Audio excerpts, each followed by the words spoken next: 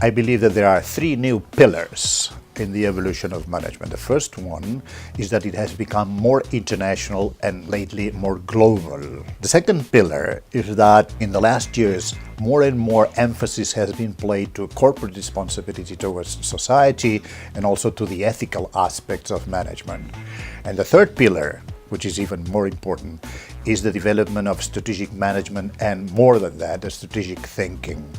This is something that has made probably the greatest impact in organizations since maybe 50 years ago. Management education has evolved into much more of a broader gauged leadership development form of education, in which technical competency is certainly continuing to be a part of it, but there's a lot more emphasis on learning a whole lot of other softer skills, social skills, if you will, that are important to leadership. Good communication, powers of persuasion, building what often is called social and emotional intelligence that are important to a leader. A number of new fields have been developed.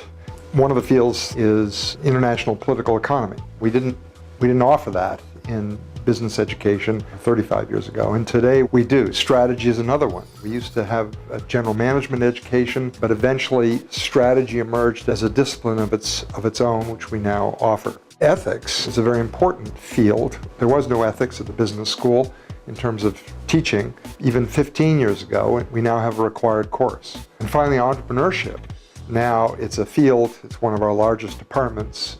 We have a required course on it and so forth. Management has evolved from being a collection of functional areas to being a well-integrated field of a series of disciplines where the individuals in the profession of management are dealing with complex problems, complex situations, as opposed to specializing in specific areas, marketing, finance, accounting.